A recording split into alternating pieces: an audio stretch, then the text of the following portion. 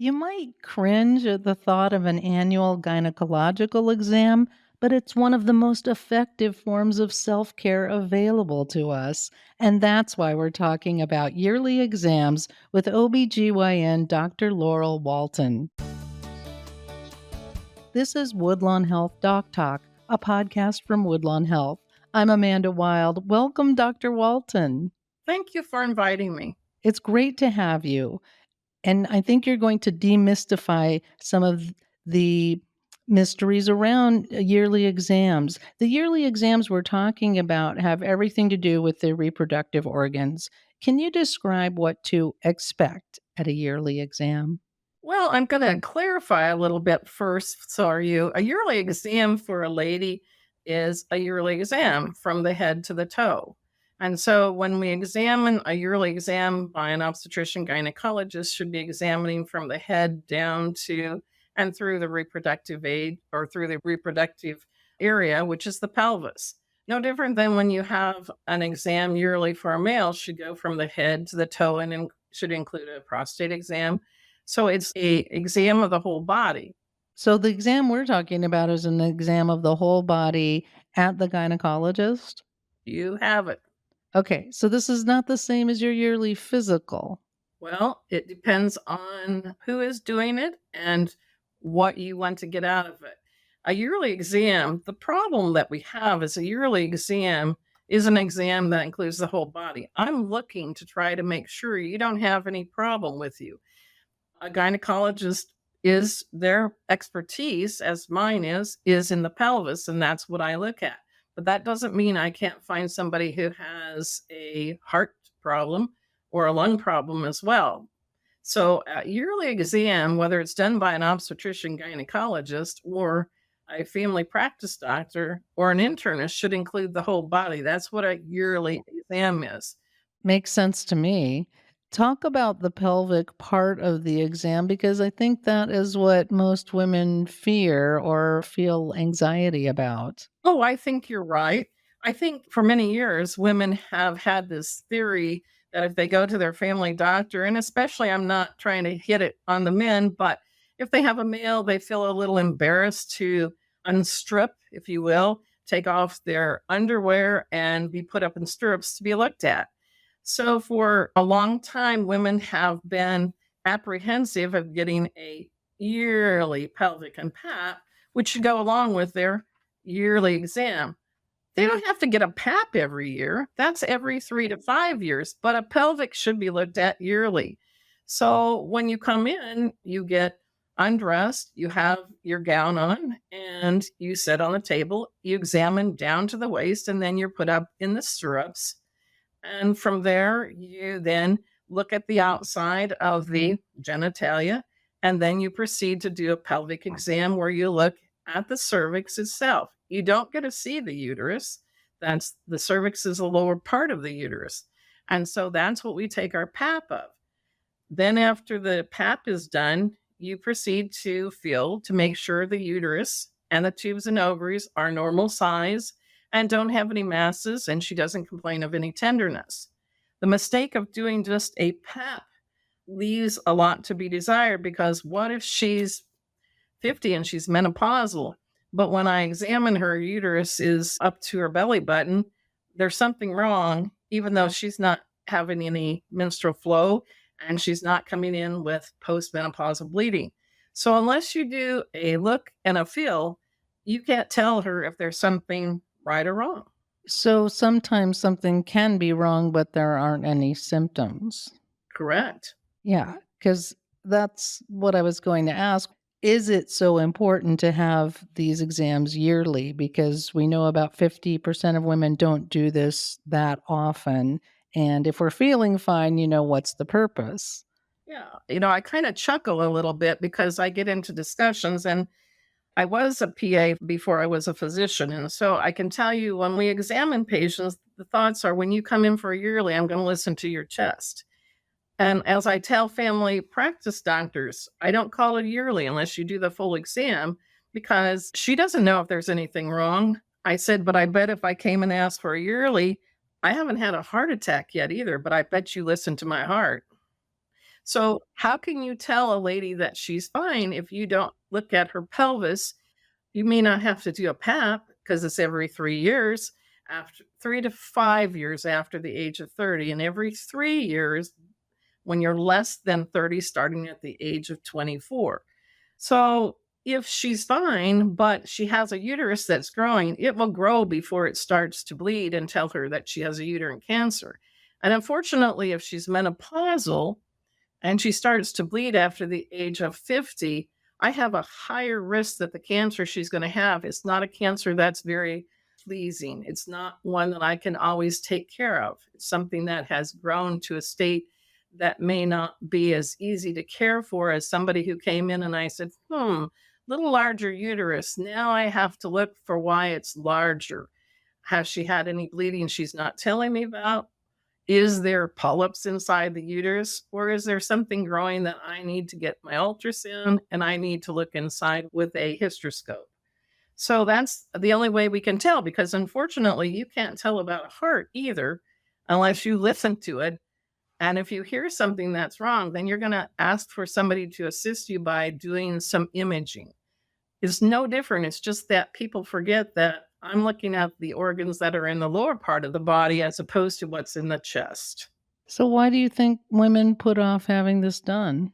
Oh, I think a lot of it's embarrassment. A lot of it has been, I think, for a long time that women didn't think they can get uterine cancer. A lot of times, I think, and I'm not saying this in any way to put down a physician or a patient, but I think sometimes the physicians are is just as embarrassed as the patient, and therefore they just ignore it. And that's not a good excuse with me. I think you have to want to make sure your patients stay well. And the only way you do that is to look at them and address a yearly exam is from the head to the toe. And it includes looking at anything I can see and anything I can feel.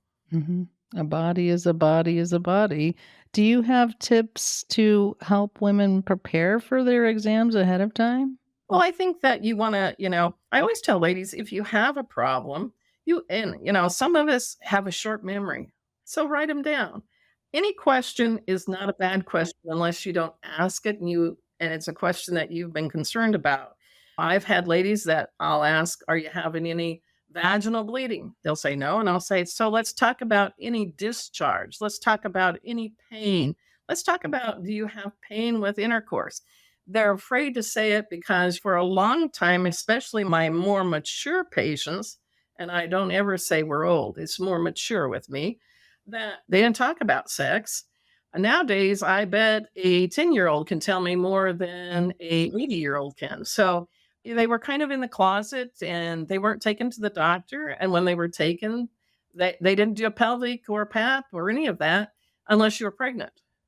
And even then, some ladies delivered at home and never saw a doctor until they came out to deliver the baby.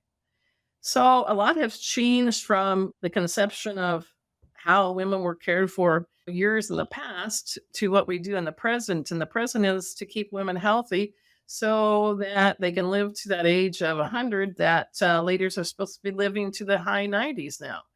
And don't let their life be cut short because their uterus was growing. Had you done that pelvic, you would have caught that the uterus was larger, and then you could have sent them to an obstetrician gynecologist or see the obstetrician gynecologist who every year knows what that uterus should feel like based on how old you are.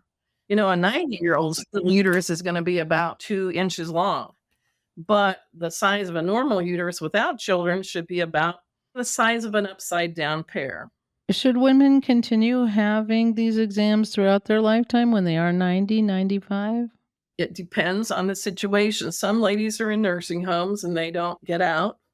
I have a 95-year-old mother who is in a nursing home and she does not get out. But until she was in a nursing home at the age of 91, she saw a gynecologist probably every 6 months because she had a problem with a prolapse.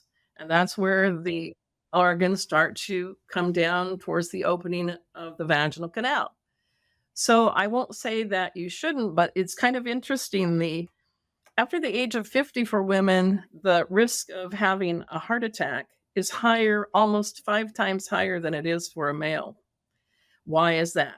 They are starting to have or don't have any hormones, which were a protective effect for against heart disease and against osteoporosis.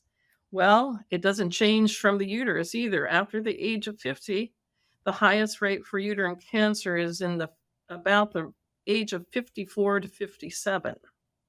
So why do we stop getting pelvics and paps at the age of 50 is beyond me.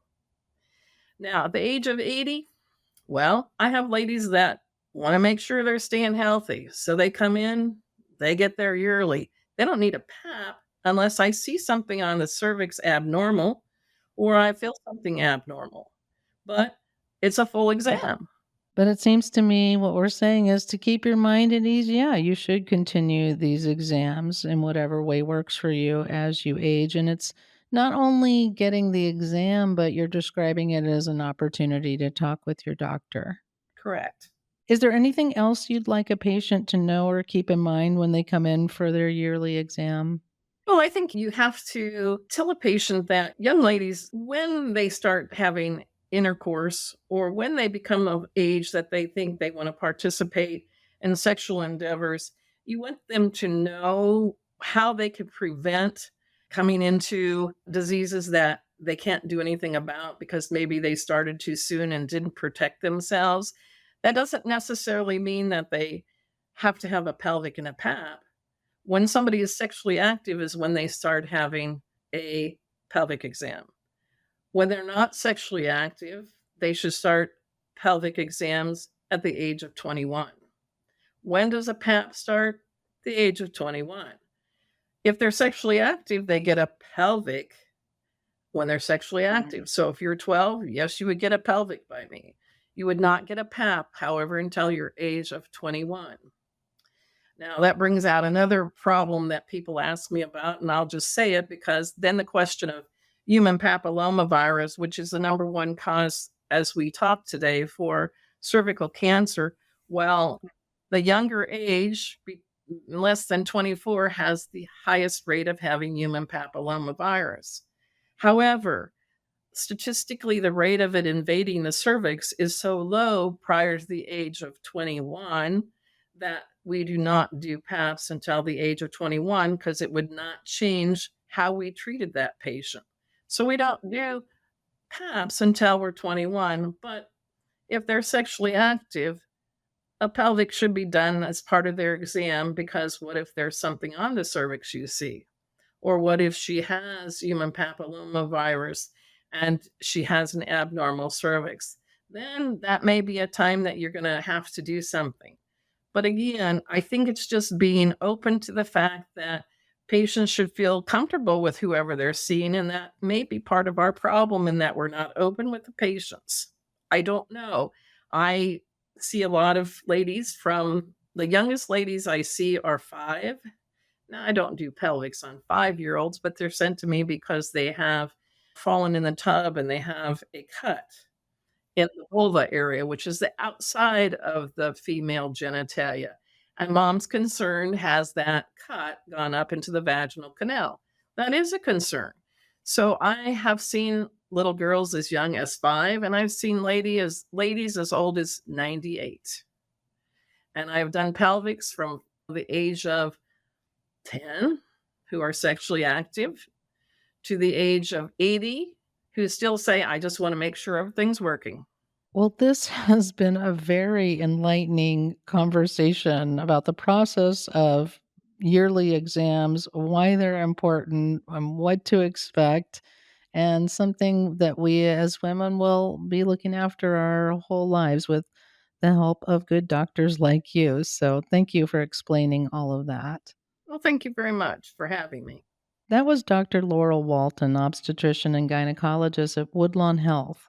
If you found this information helpful and need to schedule your yearly exam, call 574 223 2020 to make an appointment with Dr. Walton or one of our other providers.